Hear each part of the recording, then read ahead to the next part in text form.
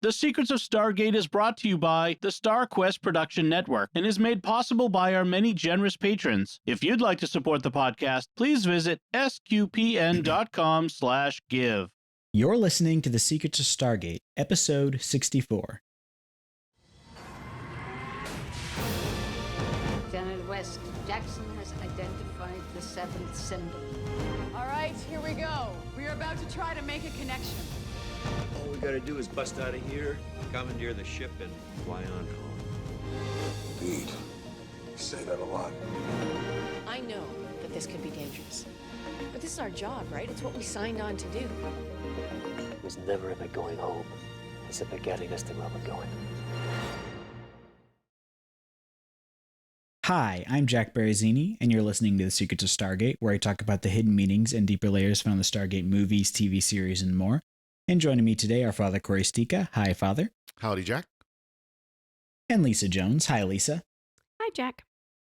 And Victor Lambs. Hey, Victor. Hi, Jack.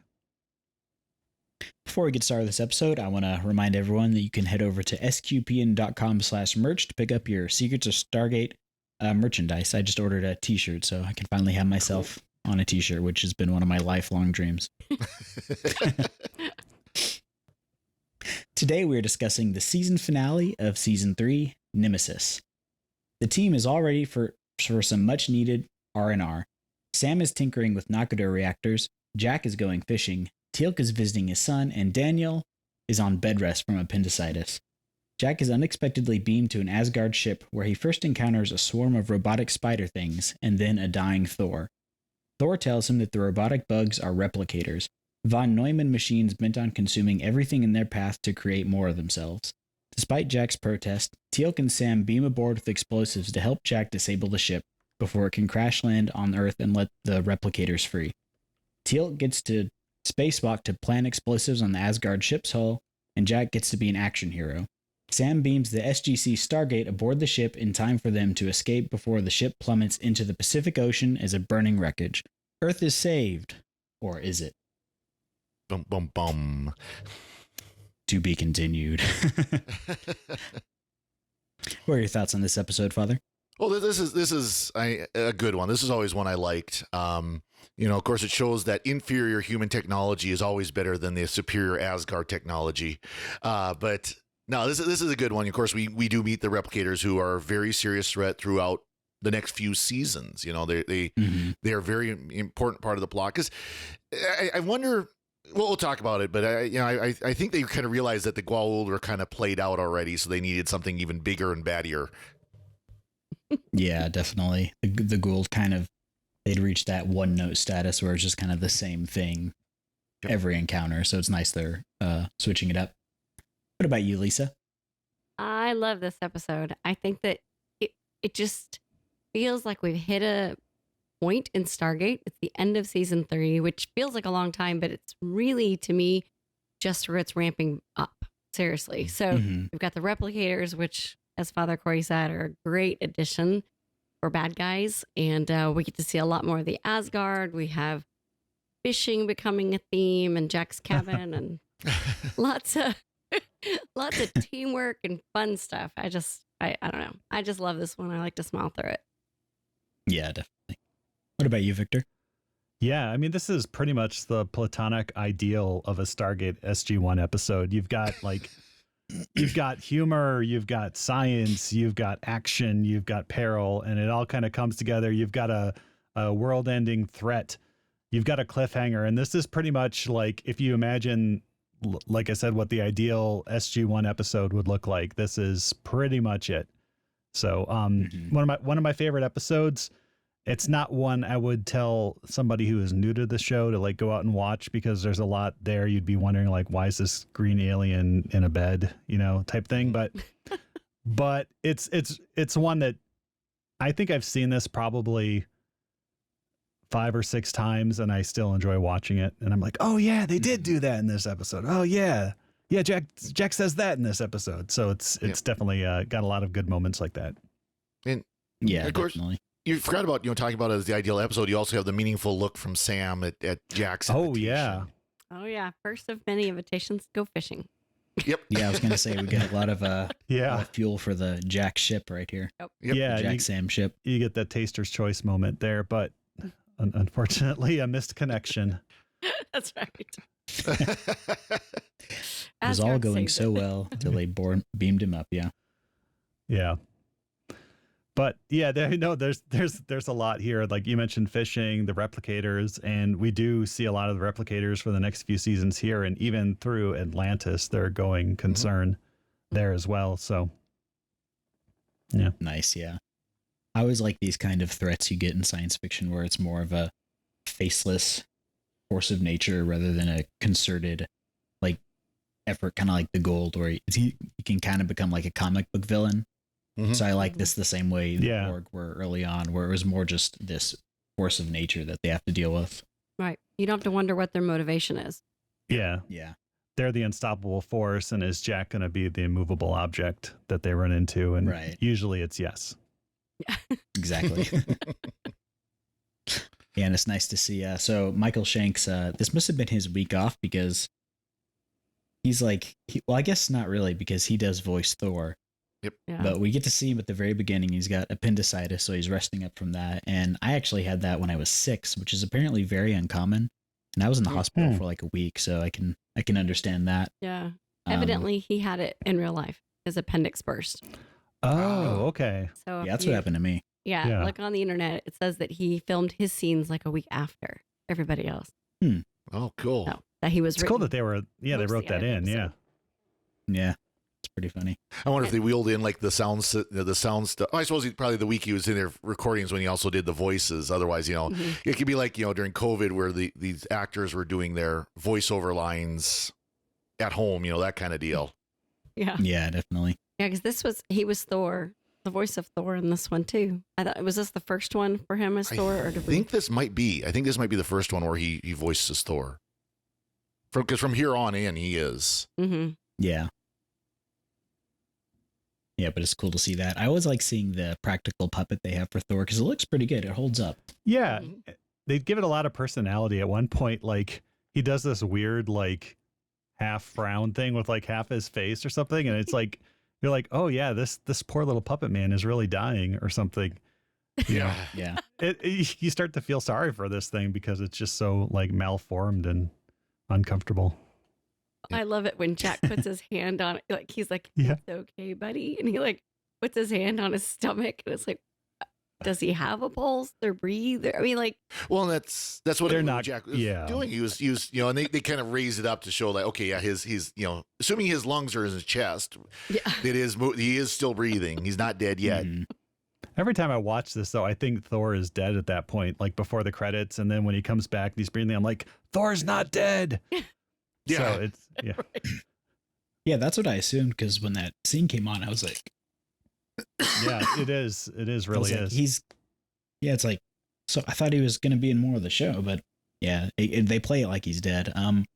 They also do something in this episode that I absolutely love, where when he beams Jack onto the ship for the purpose of helping him defeat the replicators, he's made all these video logs of how to operate the ship. And Jack is completely lost, which is subverting that trope that you always see in sci-fi where people get on a ship that they've never been on before and they automatically know how to use it. And I like that he's just like stumbling his way through and not really knowing what to do. But then Zen gets up there and goes, oh yeah, I know how this works. Yeah. But then you also found out what Jack actually listened to. He really didn't pay attention to anyway. So yeah. Well, he figured out enough to beam things up. So that's true. That's a good start. Yeah. Yeah, there's a lot going on in this episode. Yeah. Yeah, so many different plot points coming together. We also get the fact that this is all kind of becoming exposed to the rest of the world now that the Russians have seen the Asgard ship in orbit and all that. So we're going to get the expanding of that, which is cool to see. Yep. Mm-hmm. We have Major Davis showing up at the SGC to help out. Of course, we've got the DEFCON alert, that shows up every once in a while. The Russians are doing something, so we have to raise DEFCON, I like that. Like I like that kind of indicator that things are getting serious. We're at DEFCON, 3, we're at DEFCON, 2. Of course, you never see it until the episodes where you actually need to see it, Yeah. It's never there, and all of a sudden, we got to show it. Right, yeah. And I assume, like, again, I have not watched much beyond this episode, but is like the Stargate program in the presence of aliens something that becomes more and more known throughout the wider world? Yes and no. Well, yes and no. I mean, because Yeah. eventually we get other countries working with SGC. Yeah. And then, of course, there's an episode that's going to be coming up not too long from now that's a future episode where it is known. But that's, kind of alternate universe type thing or alternate timeline type thing. Yeah. Right. The, So not the known to Russians, the public, but known Chinese, to other countries. Yep. to the top brass there. And then eventually we see in Atlantis a multinational kind of global Earth organization leading the expedition to Atlantis, which has its own kind of cool moments there. We get a really good diverse cast, including an actor from Czechia, from the Czech Republic, who curses in Czech. And I think if I remember right, they actually had to edit that for Czech airing too. Probably, yeah.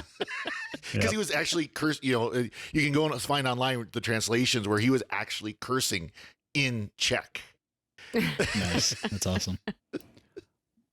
What I've talked about this before, but it would be cool to see, like, if they do like a new Stargate series, have it be like it's out in the open now, and how's this technology utilized, and you could have like an Elon Musk character trying to flip it for profit or something. I don't know. We get one of those. We do actually. Yep. Oh, we do get an Elon Musk character who's a couple of them actually who are using like basically alien technology for their own purposes and stuff. So. Oh, nice. Yeah. We kind of get a hint that something like that could happen with NID just a couple episodes ago, where it was the secret team that was going and stealing technology. So you get kind of that idea that it could happen anyways. And they do set up the whole Russiagate situation in this episode with mentioning the Russians, and then of course in the very next episode we see some of that too, and that'll have lasting repercussions as well. Mm-hmm. Nice. I really like the design of the replicators. Like that very like you can like see that they're like individual little like pixel sections. Yep. Yeah. And so when they blast them, they just like completely scatter and then they reform. I really liked how that was done. That was cool to see. The replicator blocks. Yeah, there's a lot that they set up here with the replicators that plays out like consistently. Robert C. Cooper, this is one of his episodes, and so he's very into the lore and creating the lore, and so things remain more or less consistent. The only thing that doesn't maybe is like the replicator's origin, although that's mostly accurate to what Thor says in this episode.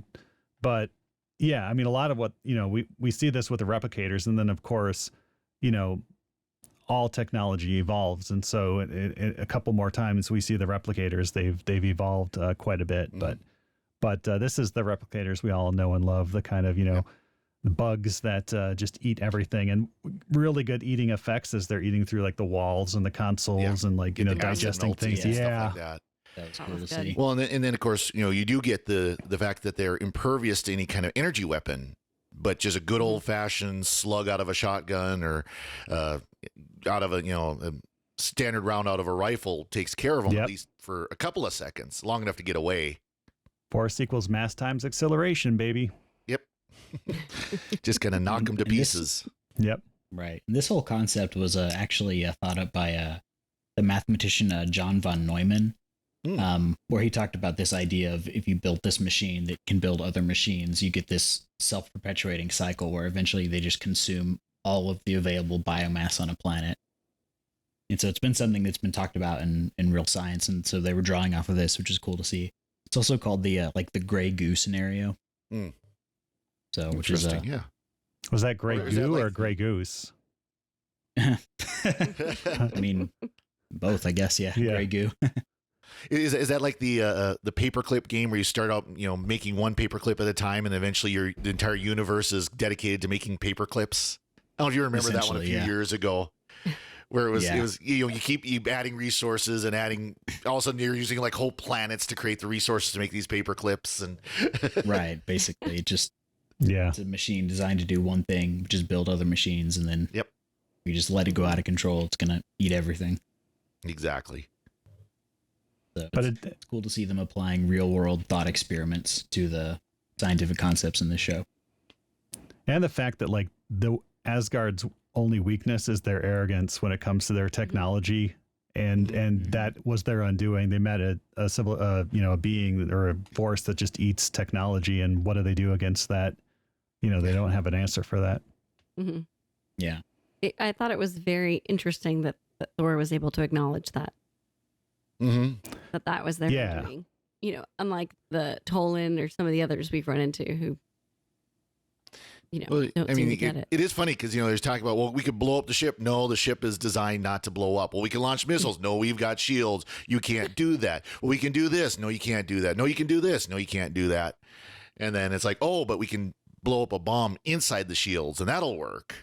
Yeah, a lot of thought into this plan, which is why it's so effective. It's not like, oh yeah, they designed the Death Star with this easy access port to the core of it. It's like we have to blow up this specific thing at this specific time so that it can't decelerate, so it hits the atmosphere, but we can only do it within the shields. And in order to do it, you have to use the one airlock that they haven't disabled, but we can't beam you out, that sort of thing. So they set it up very good. It's like a Swiss watch going there. Yep. Yeah, no, I really like that. Or even I said not where they just wrap it up a little bow at the end, and it's all like, oh, okay, let's just blow it up and go home. Yep. Or so they think. Like when when Teal'c's out in the airlock, he has to actually move away from the ship so that they can actually get a lock on him with the beaming and all that. Mm-hmm. We also get a lot of good lines in this episode too. I really liked the writings. Yeah. A lot of the clips for Jaffa. Yes. Yeah. That was great. And Jack's acknowledgement that's nice, Yeah. Yep. Yeah. Good quip. Yeah. And then there is also a good scene where when Jack and Teal'c they run into that big engineering room. At one point they open the door and there's the replicators everywhere. And then Jack just says, "Forget that," and they close the door, which was a very clear homage. Yeah, that was the bridge. Galaxy Quest. Yeah. Yep. Yes. Where Sigourney Weaver's lips obviously do not say "forget that." Yeah, exactly. A different word starting with the letter F. Yeah, exactly. Furling. Yeah. Well, it's always the furling That's that. Word. Yes. Furling that. But this is the first of, and not to spoil anything, but this is the first of many humorous Asgard beam outs we get. I think we get some with Jack, but then season 6, it's probably my favorite moment of that. And we'll get to that in a few years, of course. But that definitely becomes a trope in Stargate of Jack saying something and just out of context, boom, gone. Yep. Yep. Yeah, sure, you betcha. Snackums. And then. Yep. Home of the loons. Yeah. He went full Minnesotan, and you never go full Minnesotan. Oofta, yeah, sure, you betcha, don't you know? Don't you know? Has that been established previously, or did they just decide to make him into the Minnesota native? They say he's from Chicago, but yeah, but he does have his cabin in Minnesota, and I think this is the first time they mention that. He's from Chicago, but he likes Minnesota, so he's got a little bit better taste. Absolutely. Yeah. A lake with no fish in it. Or does it? Yeah. So we get to see the Blissner. Oh, go ahead. No, go ahead. And we get to see the Blissner, which is Thor's flagship, named after the hall that Thor and his family lived in Asgard. So that's kind of a nice nod to Norse mythology there. Yep. You can also see, and you see this mostly in the wreckage at the end of the episode, but it's got those Norse knot patterns all over the hull, which is cool to see. The actual interior of the ship looks like a 1980s movie theater. Yeah, it does. Yeah, it looks like a United Artists movie theater from popcorn. Late 80s, early 90s. Yeah, yeah. Though we do get to see a lot of the ship. Yeah, but more than we have before. We usually just saw the bridge room or observation deck or whatever that is, where Thor is usually sitting, where Jack beams in. I like how sedate Thor is. Just the whole time we've seen him, he's just very chill, very mellow. Yeah. Yeah. So we got another Asgard that's got a little bit more of a temper. He likes to grumble. Yeah. Under his breath. He's not as tolerant to these silly humans as Thor is. Right. No, it's great. Even when he's saying, "I brought you up here to die," and this and that, and he's just very. That's okay. It's all good. Yeah. But then you notice when Carter comes up with a plan, Thor's all to like, save him. "Oh, well, yeah, this does. I can't remember all the techno babble, but like, there's a thingy that this just slides over, and we're good. Just take me with you." Yeah. Did I mention this is a hover bed? Yeah. Yeah. Yeah. Also makes me wonder, like, I guess this goes just with the hubris of the Asgard, but they had no contingencies for if their ship was disabled. Like, there's no escape pods, there's no escape craft or anything. Like, it's all or nothing. Well, not even easy self-destruct button, like a big red self-destruct button or something. I mean, yeah, he does mention the other crew left the ship at some point, so I don't know if there was, like, they beamed off probably, and then they disabled the outgoing transporter. So I don't know. But we do get, and I'm glad they didn't do this again, but, you know, the Sam and SGC's plan for getting off the ship is another space shuttle, like they did at the end of, season 1, where the space shuttle came and rescued them. And so I'm glad they didn't do that again. But, yeah, lots of space shuttles that can, fly around and scoop people up. It just launch at a moment's notice. It's not like right. It's like take months to set up. No, they said a couple hours it could be there, and I'm thinking, wow, really? They're going with that like early 1980s optimism where you could get like those awesome, like, this is going to be the future in 20 years books where it's like 10 space shuttles in orbit and there's a giant space station that's a ring shape and all that. Yeah. Oops, we just launched a bunch of campers into outer space, and now we have to make a cherished movie from our childhood. Yeah. Called Space Camp, which everybody should watch. Hey, that was filmed right down the road from me in nice. Space Center in Huntsville. Yeah. Oh yeah. Well, I've been watching For All Mankind on Apple Plus, and that's exactly kind of what it is. It's like, by the time of Stargate, we've got like literally mission to Mars, and we've got a big colony on the moon, and regular space shuttle flights to and from, and all that kind of stuff. Yeah, a wedding in outer space. Yep. What could have been. That's right. But so their actual plan for getting off, which I thought was absolutely awesome, was Sam beams the Stargate from the SGC onto the ship, and they used that to gate to another planet. Mm-hmm. Yep. Like that was great. I love that. Yeah, the Stargate heist, which has repercussions because the Stargate's still down there somewhere. Right. Which I love that Daniel's like, oh, they're going to use it to escape. And there's Major Davis going like, I sure hope so. Yeah. I mean, to me, he comes across as they really didn't, but I'm going to pretend that they're fine. Yeah, exactly. It sounds great. That sounds wonderful. Yeah. That's what happens when your supervisor says, like, you need to be more empathetic, even if these people are hopeless. Like, try to give them just a little something, So I haven't figured out what Major Davis really does besides sit around and read mission briefings all the time. But I mean, he pops up he pops up quite a bit, but I haven't figured out what he's a little more sympathetic than Samuels, though. Yeah. He's a lot better character than Samuels. It's like he wants to be cool by association. Yep. Right? But like, I'm going to hang out with y'all and read. He's still Pentagon, though. What? Yeah. He's still Pentagon, though. Yeah. But we get Hammond. We get a really good line from Hammond in this one where, Jackson is Daniel Jackson is looking out into the Stargate. He's like, I feel like I really should be up there with them. And Hammond goes like, now you know how I feel all the time. Yeah, that was Yep. Yep. Yeah. Of course, I wonder if that was kind of a dig too, because Michael Shanks was voicing Thor, so he kind of was up there. Ooh. Yeah. There could have been a little of that behind the scenes. Or maybe I just want to see more action Hammond going through the gate. Yeah. You get some of that. Yeah. Yeah. I was going to say, Davis is kind of that guy who he's fine. He's just kind of mediocre at everything he does. So he just kind of tries to fit himself in wherever he can with the cool people. Mm-hmm. He's a desk jockey. I mean, he's a paper pusher. Yeah. His job is to produce reports off of reports and, stuff like that. And so he's not like the cool team, the cool action teams that go out and kick aliens' butts, and stuff like that. He's not overtly evil or possessed by aliens. So not right now.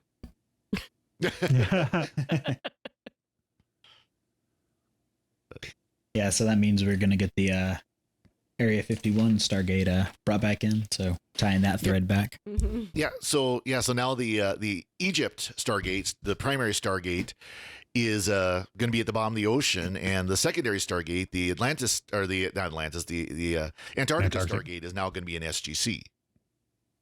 Mm-hmm. So if you activate Stargate at the bottom of the ocean, would you just get like an endless torrent of water? No, because it's only one. It's unidirectional. Mm-hmm. Yeah. Right. I mean, if you activated the one on the bottom of the sea Oh, towards the one in the SGC. we're going to. Yeah, we get an episode actually called Watergate. Oh, okay. And it's awesome. Nice. Yeah.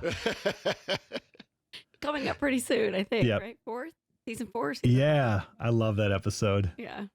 Yeah, there's some good episodes coming up where you get to see stuff like that. So yeah, that's what I mean. Nice. I feel like end of season. I mean, don't get me wrong. I love All Stargate except for maybe Ori, but the end of season 3, I feel like they're just launching us into.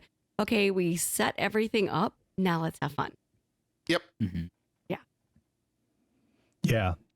I mean, Robert C. Cooper. I can't like extend my appreciation enough to like what he did for the show coming in, and I know it was a team effort, but just in terms of like making it cool and making a lot of like jigsaw puzzle that it just all kind of fits together. Mm-hmm.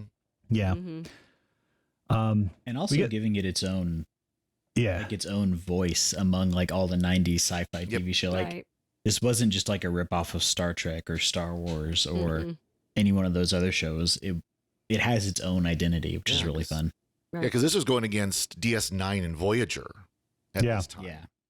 So I mean, you had those two Star Trek series that were going on at that point, and yeah, this is very, very different. And also, it's end of season 3, beginning of season 4 is still on Showtime, but you have to wonder by start of season 4, they're starting to think, okay, it was a 5-year contract, and that's coming up here, or 5-season contract, and that's coming up here pretty quick. What are we going to do next?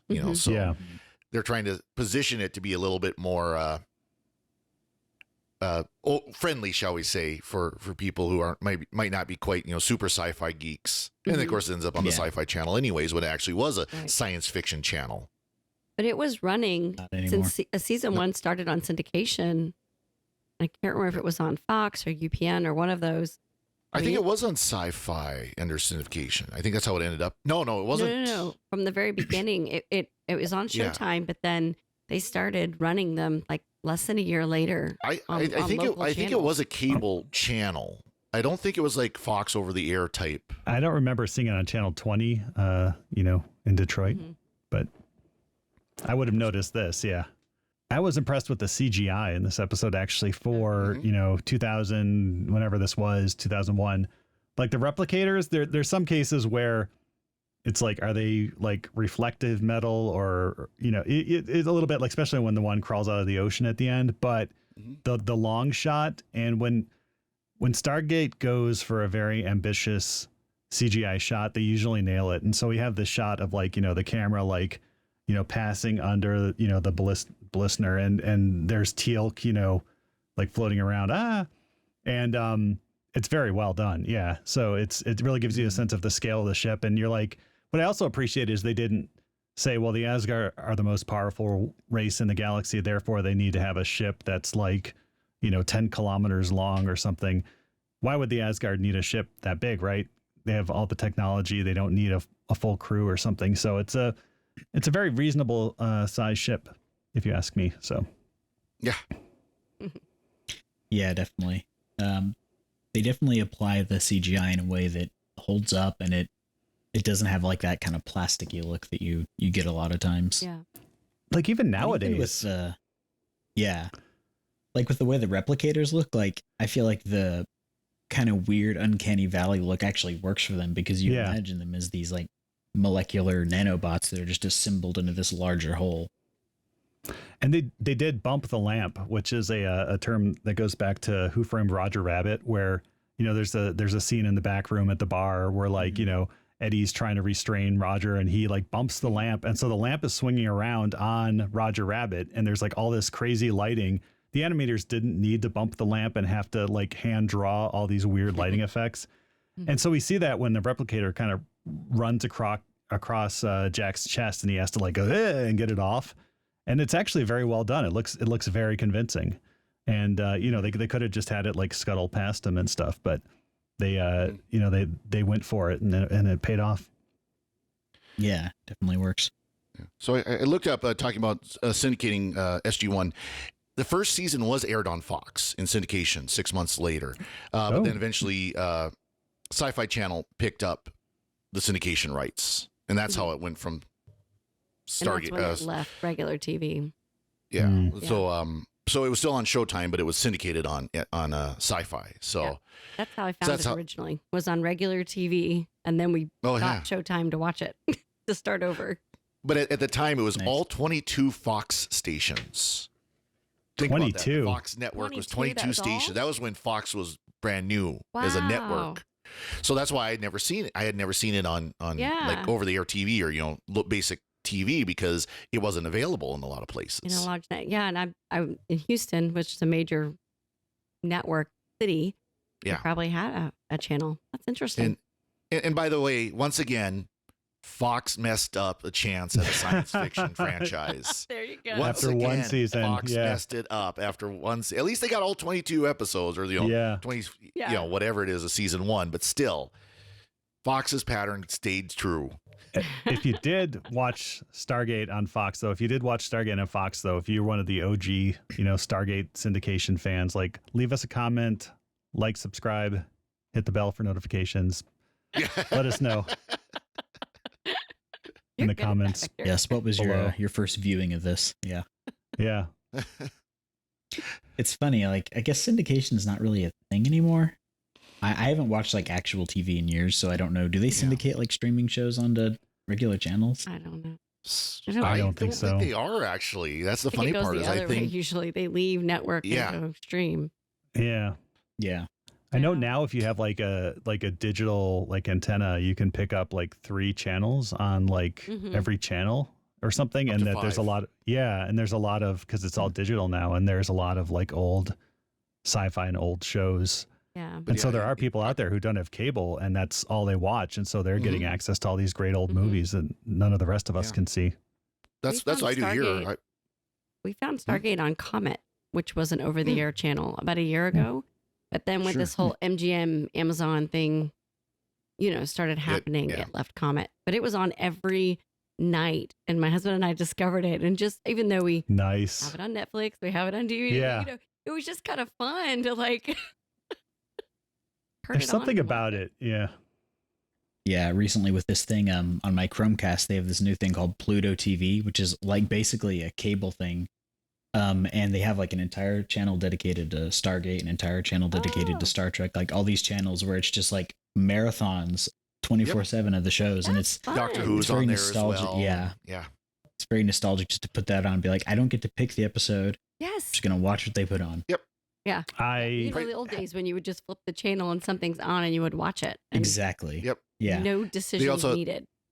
By the way, they also have a Price is Right channel. So if you're one of those kids that you grew up watching Barb Barker on days when you were homesick from school, you can relive that experience. Yeah. I don't know. I haven't had time to watch all the Stones. Jack O'Neill? What the? Yeah. Okay, but anyways, so we get our not our first look, but like those sorts of like teardrop shaped stones. Yeah, very through Stargate universe. That technology comes cool, back and it? back. Yeah. I don't know. It's like a keyboard with only like 12 keys on it and like 3 fingers. Well, think about it. He said to zoom. Carter says, "How do you zoom in?" And he said, "Toggle it to the left." Like right? move the. Yeah. Is that the only thing that? Here to there, and it knows exactly where you want to zoom. It's awesome. It's like this. It's like an Apple Pencil. Yeah, I was gonna say it's got the thing where it follows your eyes. Yeah. It kind of goes with the whole the Arthur C. Clarke quote about any sufficiently advanced technology just appears to be magic. So you have these weird magic glowing stones that seem like something out of fantasy, but you move it far enough and it's just... They're just fancy mice. I mean, come on. Yeah. Computer mice. That's all they are. Actually, the funny part is they kind of look like some of the, the wireless mice. I've got an older one here and it looks similar to it, different colors, obviously, but kind of the similar shape, Yeah. Yeah. That's true. What if they were the puck mice from Apple in the early 2000s? Be miserable. That'd be a little Yeah. after this, but yeah, it would be. That would have been probably an expensive way to do it. Yeah, a bit naff, a bit rubbish, as our friends in the UK might say. There we go. Nice. Yeah, and so we leave off on this fun cliffhanger. The ship has crashed in the water. The SG team has escaped to what was it? Can't remember which. P3X234. There we How go. you wrote that Yep. down and you didn't just remember that? Maybe. No, I did write it down. You said that But really it is fast. nice this time of year there, according to Jack. Yes, so it is, He's heard yeah. it's nice this time of year. And apparently it accelerates facial hair growth too. Yes. In just 7 days, you and- can grow yourself a rockin' soul patch. Or, And hair. Carter's hair yeah. suddenly gets longer. Yeah. Nice. But don't you love it that we learned you can dial the gate at least once? There's enough power for one dial out after Yep. it's been disconnected. If it's Yeah, it's that been was cool to powered up, see. you If know. it's, yeah. And that was from Major Davis. So he had some little Yeah. science there. Because all he does is sit around and read mission reports all day. That's right. He's up to date with this Stargate lore. So will the Earth be destroyed? And we get that replicator popping out of the water at the end of the. Did SG-1 actually escape in time? We know Thor got out, but did the rest of the team get out? Yep. Tune in next week for. Yeah, I love the serial. Yeah. Yeah. Hey, the one good thing about the way they used to air these, you didn't have to wait a whole year. Nowadays, when they release Yeah. streaming stuff, you have to wait an actual whole year.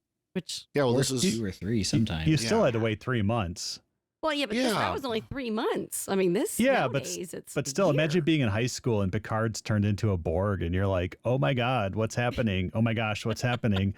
yeah. And you're like, "Oh, it'll be back on September 19th, 1994, or whatever it is," and you're like, Yeah, but there's summer, and then you Jump go on play the BBS outside. and talk with your friends about it. "We But you did, know- yeah, But you know what they would do is they'd have reruns during the summer. That's true, they did. they would, yeah." That's it. So you could, get all the action you missed. Exactly. For those who don't remember reruns is what binging is today. That's Where right. you go back and watch the episodes from before. I'll still This is mortify like my something- kids. Yeah, my kids, when we're watching these shows and we get to like a season break, I'll say, "And now you have to wait 3 months to see what happened," and they'll like scream, and then I'll just like queue up the next episode and be like, "Just kidding." Just kidding. But- Oh, heck, yeah. just tell them about the whole idea of commercials. Yeah, That there's No, these they saw- pauses, and then you have to 2 minutes of whatever. Buy some Yep. soap, my kids saw a commercial. My kids saw a commercial once and they felt so violated. They were like, "Why is this little show interrupting my show?" That's how my son is. He's 6, and we were in a hotel one time, and he wanted to watch TV, and I spent like 10 minutes explaining to him that we can't just watch whatever we want. We just have to watch what's on the TV. And he's like, "But that's not how TVs work." Yeah. That's awesome. Yeah. It was funny. I love it. Awesome. Do y'all have any other thoughts on this episode? So I'm definitely with Jack about, when you're given leave, that means you actually left. I never had that Yeah. problem in the Air Force. When I had leave time, it's like, bye, I'll see you in 2 weeks or whatever. Yes, but what was it? Deconstructing Nakoda reactors or whatever? That's fun. The decay rate of Nakoda, and she was going to say, it actually, I always love when he does that. Oh, No. Which is where her face just lights up. Like, oh gosh. Yes. and did you see a way her face lit up when she says, like, "It's not that I'm happy that Daniel's in excruciating pain or anything." Yeah. Yeah. Like she says that, and she's like, "Yeah, I could tell you're really broken up about Schadenfreude Daniel." right Yeah. This is what I think is fun. Okay. Yeah. Teach your own. But then when she realized it's this actual invitation to go fishing, it was like, oh, what? Huh? Oh, The meaningful look like, oh, I want this. oh. What does it mean? Like too much thinking going on, right? Yep. I love it. Nice.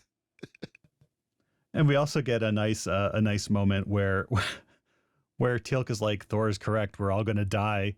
And Jack's like, oh, we've been in this situation before. And Carter's like, no, we haven't. Not like this. Yeah. That actually And becomes Jack's like- kind of a recurring thing, right? How many times Yeah. in the future we're going to hear them say, we're all going to die? Yeah.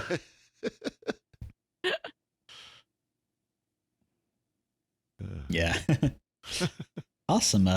We do have some feedback on the episode 100 Days, which is interesting to hear this feedback because Penny Parker says on Twitter, this was one of my favorite episodes of Stargate. And Antipodal on Twitter says, I love the episode. When we first meet Jack in the movie as O'Neill with one L, he was suicidal. In this episode, O'Neill with two L's, he was cut off from Earth, he was despondent, but Lara gave him hope. Beautiful episode. So that's definitely a different angle from what we all thought about it, but what are your thoughts on that? I'd like to go on the record and say I always was in favor of 100 Days. It's always been one of my favorite episodes. So I appreciate your comments. And do we need to go back and listen to the episode for to review? Do we need to fact check We'll intersperse. We'll intersperse Victor's dialogue here. yeah. Actually, if you listen, Victor was pretty defended the relationship. I like and, that and lady, how it went. whatever He her did. name was. I listened to this episode again. He did defend I it liked because her. I don't understand it. I liked her. I just didn't like the show. I didn't like the whole episode. So yeah, I don't think I was on that one, but No. I liked the episode fine, but I don't like the fact that it doesn't have a follow-up, and knowing that it doesn't have a follow-up sours it for me because it makes Jack look like a deadbeat husband who went out to get some milk and never came back. And the follow-up we do get, the follow-up we do get is Jack gating to her planet and then like looking over his shoulder as he hastily gates off to another planet. Yeah. Oh yeah, that's right. That makes it even worse. That's the follow-up we get. Well, and here he has a week leave. He isn't going to visit her, is he? Nope. Teal'c went off world to go visit his kid. Oh, Jack yeah. didn't. Jack didn't go visit his maybe Little kid. Jacklet. Yeah. Who was it that Yeah, it's said pretty that heavily telegraphed. Didn't we get a comment on Twitter about maybe there's a Jack Jr. and that's what the new episodes, the new Stargate show should be about? It was like he comes back to Earth Jack bitter that Jr. Jack didn't go to visit him, and Yeah. But he's the villain of the show. I was raised on this primitive planet, and you could have brought me back to Earth. He's the buddy syndrome of yeah. Yeah, we get a Chandra EK on Twitter replying to that thread. Did say, "Is there a Jack Jr. Hanging around? I've been wanting to know that ever since he left." Which is, yeah, I would like to know that too. We all want to know, but Inquiring again, minds the wanna way know. well, now we have shows like Obi-Wan Kenobi feeling the need to explain why Darth Vader has a scratch on his head in Return of the Jedi when he doesn't in A New Hope or in in the prequels. It's like now that shows have gotten into that, like it's almost like an Ouroboros of it's just eating itself and like let's explain every little detail. I feel like this is something that would get explained. Yeah. I don't see Stargate shoving their head that far through the gate to do it, but yeah. Not when they've got other beautiful Yeah. stories they could tell. Oh yeah. Yeah. I hope. Hoping. Fingers crossed.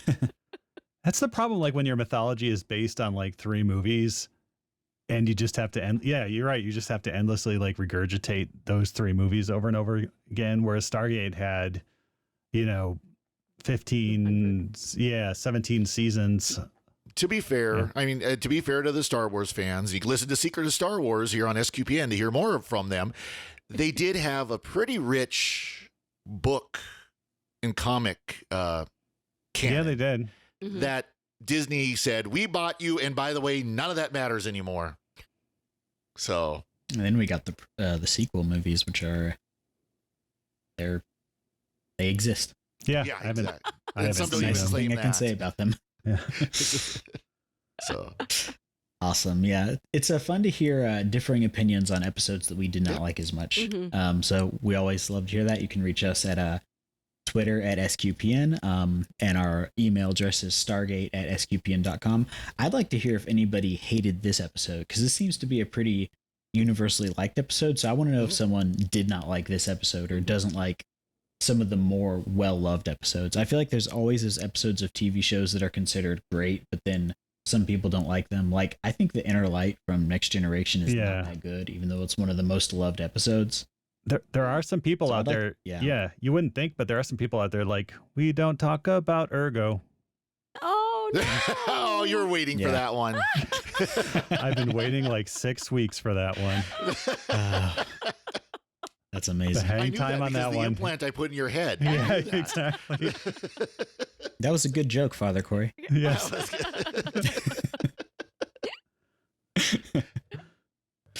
Awesome. Before we go, we'd like to take a moment to thank our patrons who make it possible for us to create the Secrets of Stargate, including Donna C., Pat D., Laura M., John L., and Mary Claire L. Their generous donations at sqpn.com/give make it possible for us to continue the Secrets of Stargate and all the shows at StarQuest. And you can join them by visiting sqpn.com/give. Be sure to follow the show on Apple Podcasts, Google Play, Stitcher, TuneIn, Spotify, iHeartRadio, or on the SQPN YouTube channel. To find previous episodes of Secrets of Stargate and to send feedback, please visit sqpn.com/Stargate. And you can email us at stargate@sqpn.com or follow StarQuest on social media at facebook.com/StarQuestMedia or on Twitter at SQPN.